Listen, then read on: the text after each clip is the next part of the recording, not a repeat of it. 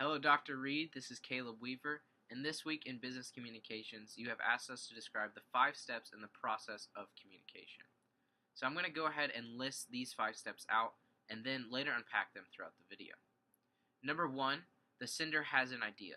Number 2, the sender encodes the idea.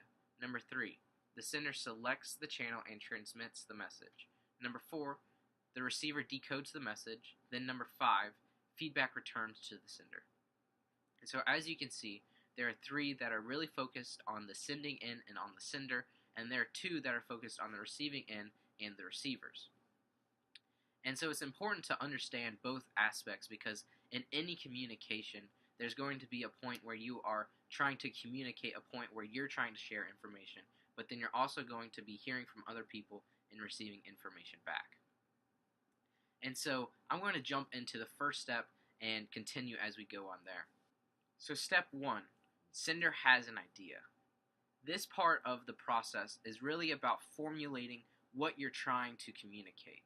So the sender, the person trying to transmit the message, the person that is giving the point, or who is talking in a literal sense, they are the person that is the sender, and they need to process the information and find out really what they are meaning and what they want to convey and achieve in having this communication.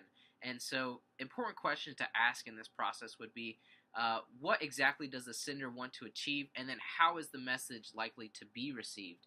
So in formulating the idea, it's really important to ask these questions to best understand your idea yourself, if you are the sender, and to understand the process best. So an example of sender has an idea would be when I was presenting in class for the culture project. We had to present, and we had to process our idea and formulate our knowledge on the subject before we actually presented it. So it goes into prep work, into understanding what you're trying to say. And so number 2 plays off of that and formulates the idea into words. So number 2, sender encodes the idea. And so this is still in prep work. This isn't you presenting the information yet, but this is formulating how you are going to say it. This is formulating the words and even formulating the gestures or the things that you are going to do during your time of communicating. And so it's to find out what's the best way of conveying what you're trying to say. So for example, we have using notes. Having something written and having the words ready for you to look at, or having the thoughts down on paper for you to see so that you can present them best. When you are forming the words and when you are encoding, it's important to be alert to the receiver's communication skills, because you don't want to use big fancy words that the receiver isn't going to understand, because that's useless, and you want to convey your idea best, and so it's important to use their types of communication skills. So if it's a higher up, it's important to use higher vocabulary, or it's important to use the communication that fits best for that specific communication. So moving on to the third, the sender selects the channel and transmits the message, and this part is choosing how you are going to present your information. This is choosing the ways and the medium in which you are going to say what you're going to say. And so this can come in many forms: email, phone, text messages, pictures, and letters. And it's appropriate to choose channels that fit the situation.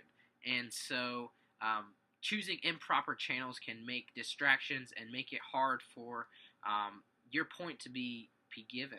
And so, for example, this right here is a video, and this is the medium in which I'm transmitting the message. And so this is the part in step 3 where I'm actually giving you the presentation and giving you the communication. So then, jumping into number 4, this is the part of the communication process where it switches from the sender to focusing onto the receiver. And in this stage, the receiver is gaining the information and he's hearing from the sender whether that's from email or verbal or nonverbal cues.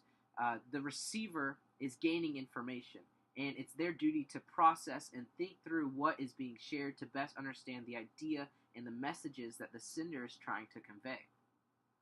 And so an example of this would be when we're sitting in class. Dr. Reed, you are presenting to us on a normal Thursday, and we are sitting there taking notes, and we're trying to process and understand what you're presenting and what you're showing us. And so this is a prime example of decoding a message. So then, jumping into number 5, feedback returns to the sender. Here in this stage, the receivers send information and feedback back to the sender. So in a way, the receivers become senders themselves. And the senders are growing in knowledge by sending feedback because they may be asking questions or asking if the sender can clarify a certain point. And they're also sending feedback to help the sender be better at what they're doing. And so an example of this would be in business. Someone asks a question on a graph where they try and understand what's happening in the presentation better. And this can help other people around them. This can help other receivers. And it can help the presenter grow to be a better sender of information. And so I found from the book that paraphrases are a great way of providing feedback. In business, it's the best way to send feedback. So those are the 5 steps in the process of communication. Thank you.